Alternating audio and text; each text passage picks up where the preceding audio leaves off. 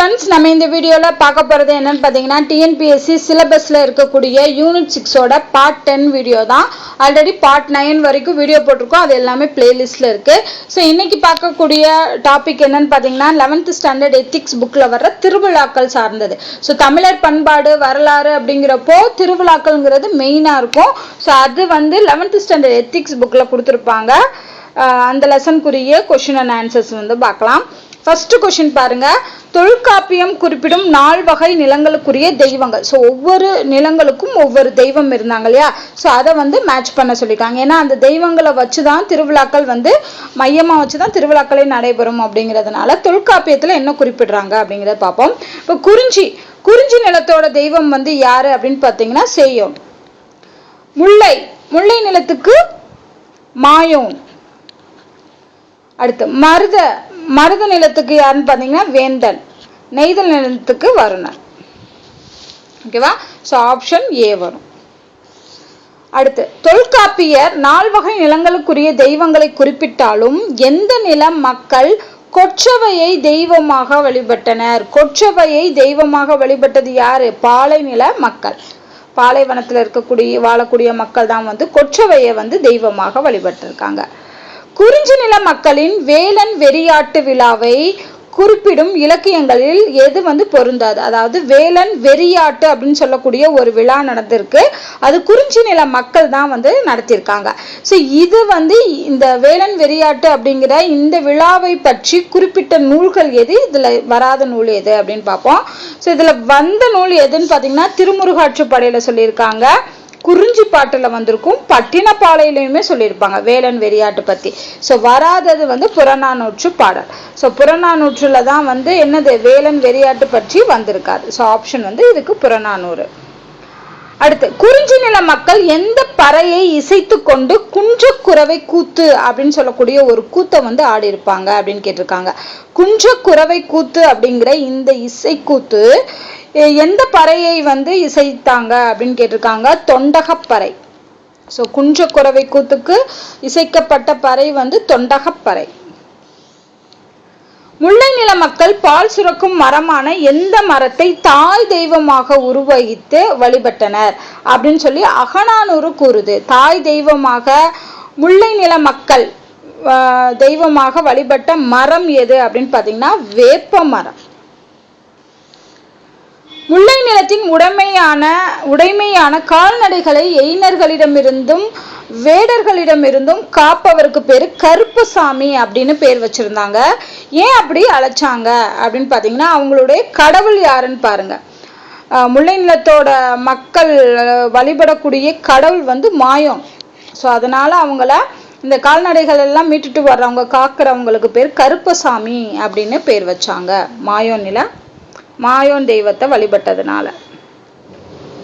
ஆயர்குல மக்களுக்கும் ஆணிரைகளுக்கும் துன்பம் நேராமல் காக்கும்படி திருமாலை வேண்டி ஆடிய கூத்து. அதாவது திருமால்னா மாயோன். ஓகேவா? சோ இது திருமாலை வேண்டி ஆடிய கூத்து எது அப்படின்னு கேக்குறாங்க. சோ இதுக்கான கூத்து இது எந்த மக்கள்? ஆணிரைகளுக்கு துன்பம் நேராமல் காக்கும்படி ஆய்ச்சியர் குறவை. சோ அதுலயே ஆணிரைகள் வந்ததுனால அந்த நில மக்கள் வந்து ஆய்ச்சியர்கள். சோ அதனால ஆய்ச்சியர் குறவைங்கிற கூத்து தான் அவங்க ஆடி இருப்பாங்க. பசிப்பினி பகை போக்குவதற்காக மருத நில மக்களால் கொண்டாடப்பட்ட இந்திர விழா வந்து எத்தனை நாட்கள் நடைபெற்றுனா 28 நாட்கள் நடந்துச்சா. கிட்டத்தட்ட 1 மாசம். பசி பிணி பகை போக்குவதற்காக மருத நில மக்களால் கொண்டாடப்பட்ட இந்திர விழா மொத்தம் 28 நாட்கள் நடைபெற்றது. புகார் நகரில் இந்திர விழா நடைபெற்ற செய்தியை கூறும் இரட்டை காப்பியங்கள் சிலப்பதிகாரம், மணிமேகலை. அப்ப புகார் நகர்ல நடந்த இந்திர விழா பற்றி குறிப்பிடக்கூடிய நூல்கள் வந்து இரட்டை காப்பியங்களான சிலப்பதிகாரமும் மணிமேகலையும். புகார் நகரில் மட்டுமின்றி மதுரையிலும் இந்திர விழா நடைபெற்றதாக குறிப்பிடும் செப்பேடு.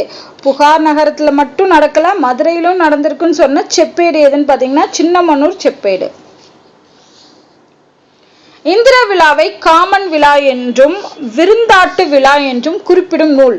ஸோ இதுக்கான பேர் வந்து காமன் விழா, விருந்தாட்டு விழான்னு சொல்லி எந்த நூலில் குறிப்பிடுறாங்க அப்படின்னு கேட்குறாங்க. ஏற்கனவே பார்த்தோம், இந்திர விழா வந்து புகார் நகரில் நடைபெறது குறிப்பிடுறது வந்து சிலப்பதிகாரம், மணிமேகலை. அப்போ அதில் ரெண்டில் ஏதாவது ஒன்று தான் இருக்கும்.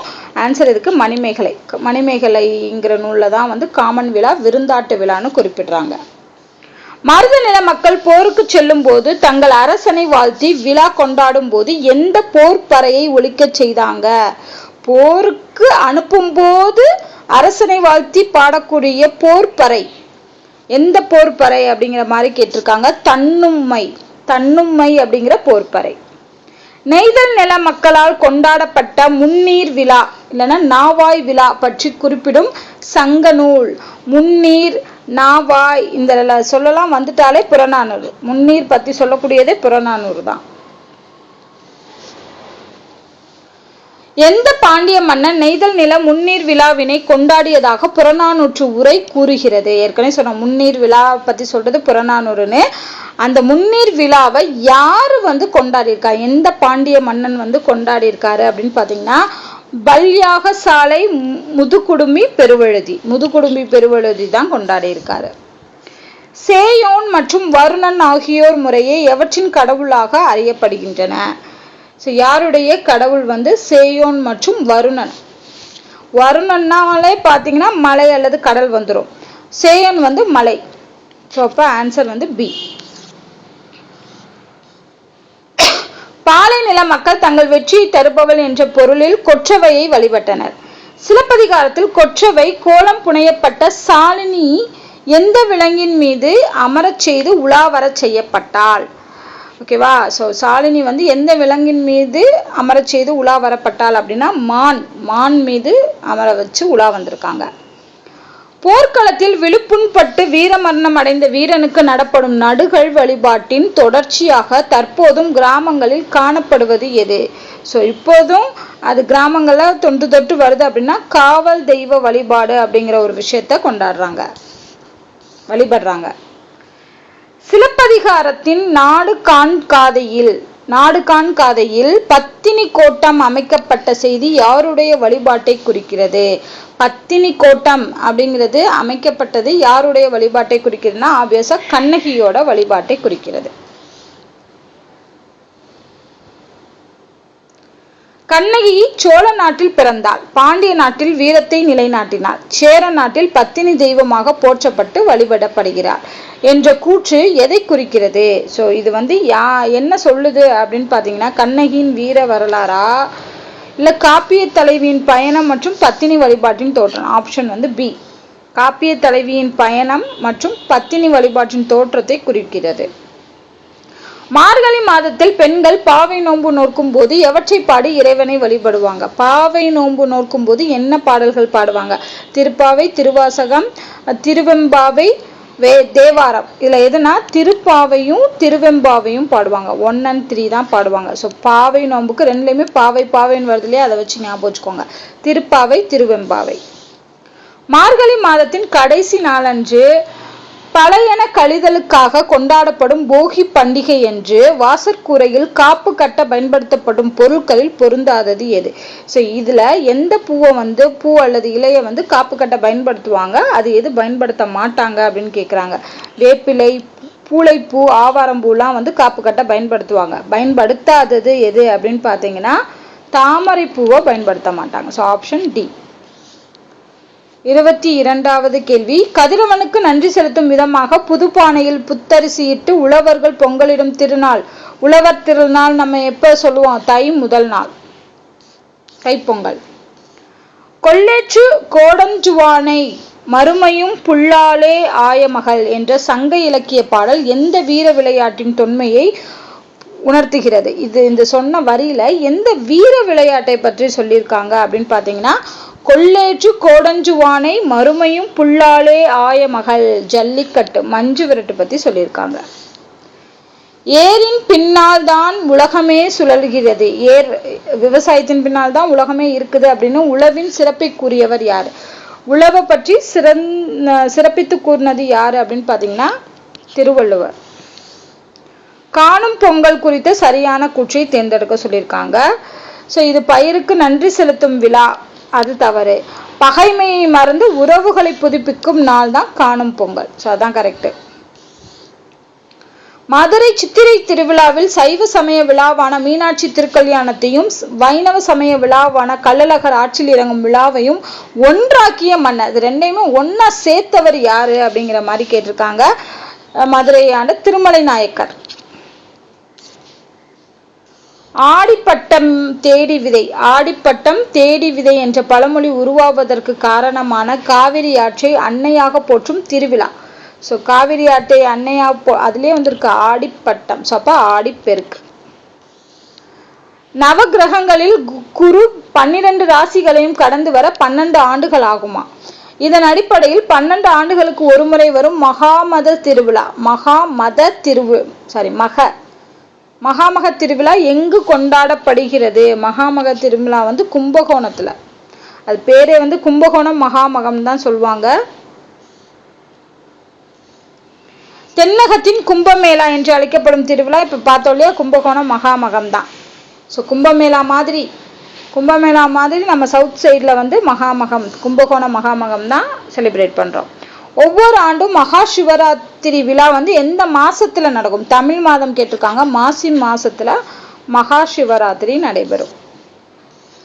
கார்த்திகை மாதம் முழு நிலவு நாளில் வீடுகளிலும் கோயில்களிலும் குறிப்பாக திருவண்ணாமலை மலை உச்சியிலும் தீபம் ஏற்றி வழிபடும் வழக்கம் எந்த தத்துவத்தின் அடிப்படையில் அமைந்தது? ஸோ திருவண்ணாமலையில வந்து தீபம் ஏற்றுவாங்க இல்லையா, அது எந்த தத்துவத்தின் அடிப்படையில் அமைஞ்சிருக்கு அப்படின்னு கேட்குறாங்க.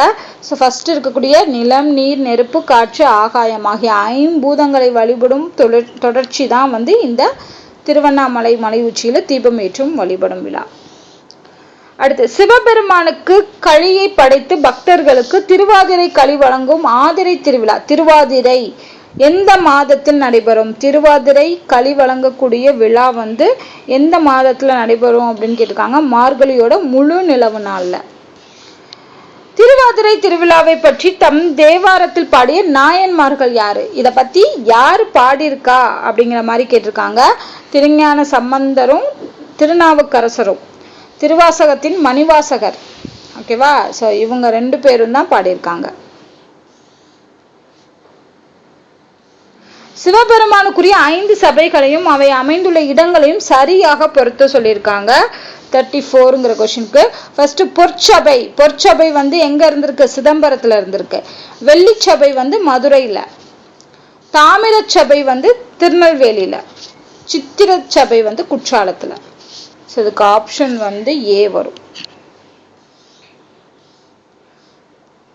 மார்கழி மாதம் வளர்பிறை 11ஆம் நாள் திருமாலை வழிபடுபவர்களால் சிறப்பாக கொண்டாடப்படும் வைணவ திருவிழா. மார்கழி மாதம் வளர்பிறை 11ஆம் நாள் வந்து வைகுண்ட ஏகாதசியை வந்து செலிப்ரேட் பண்றாங்க. மகாபலி மன்னர் வருவதாக கருதி மக்கள் வீதிகளில் வண்ணப்பூக்களால் அத்தப்பூ கோலமிட்டு கொண்டாடும் பண்டிகை. இது வந்து கேரளால செலிப்ரேட் பண்ணுவாங்க. திருவோணம் சொல்லுவாங்க. ஓணம் பண்டிகை. பூ வச்சு கோலமிட்டு செலிப்ரேட் பண்றாங்க. திருவோண பண்டிகையை பற்றிய செய்திகள் கீழ்காணும் எந்த நூலில் இடம்பெறவில்லைன்னு கேட்குறாங்க. எதுல வரல அப்படின்னு பார்த்தீங்கன்னா சீவக சிந்தாமணியில தான் வந்திருக்காது. மதுரை காஞ்சியில சொல்லியிருப்பாங்க. தேவாரத்துல இருக்கும். 4000 திவ்ய பிரபந்தத்துல இருக்கும்.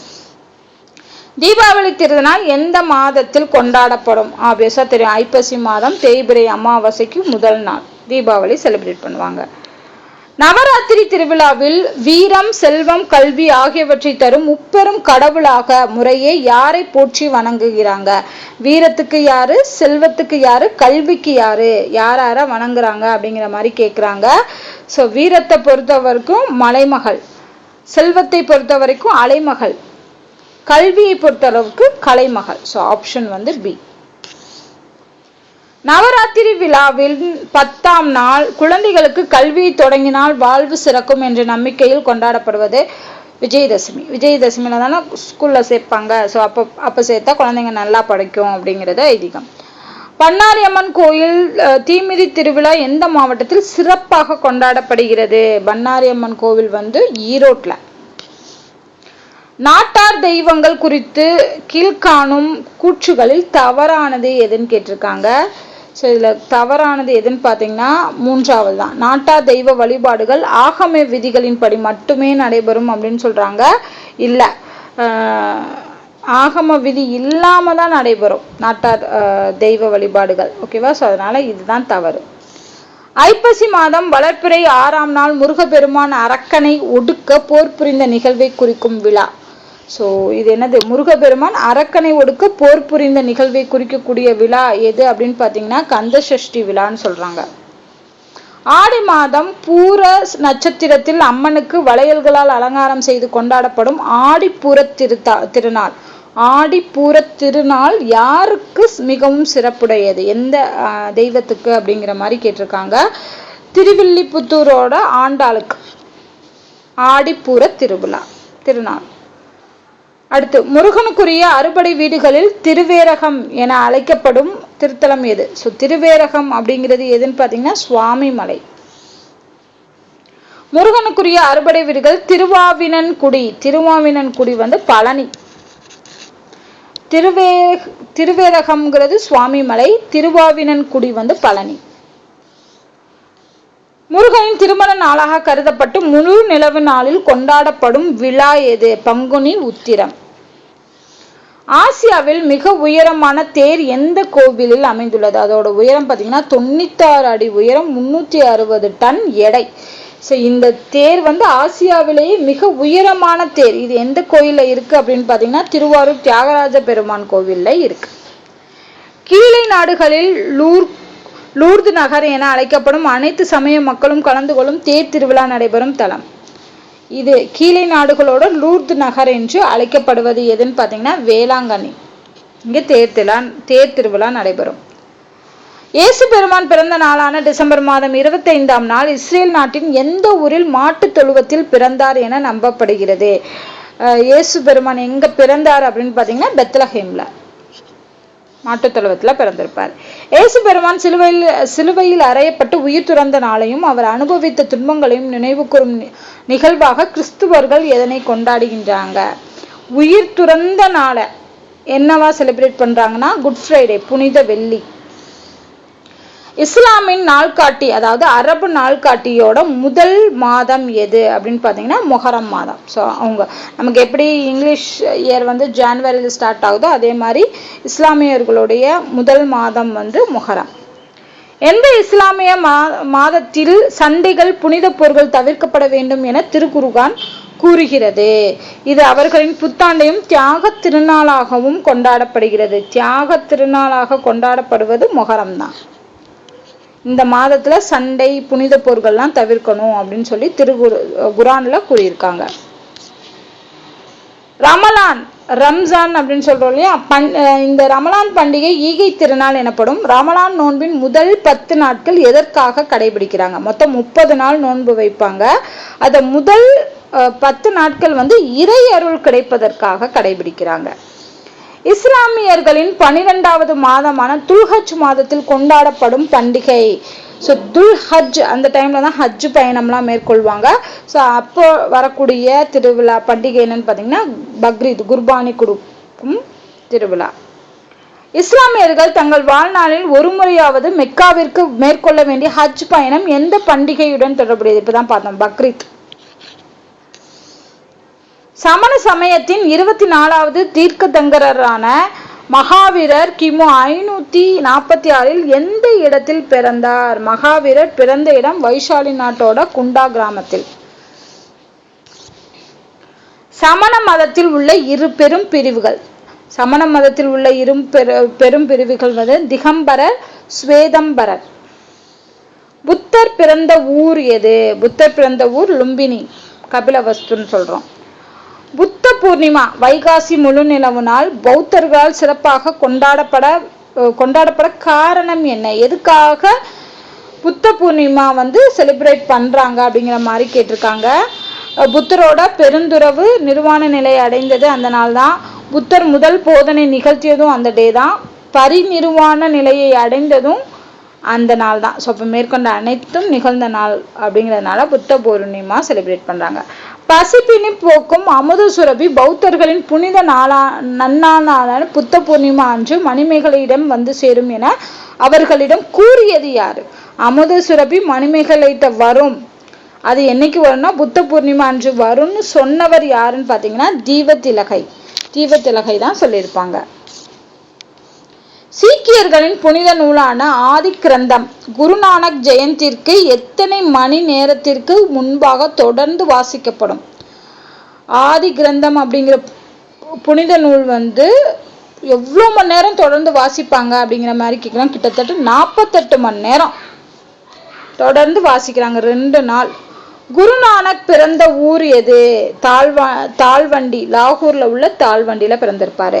சீக்கியர்களின் புனிதத்தனமான பொற்கோவில் அமிர்தசரஸ்ல அமைஞ்சிருக்கு.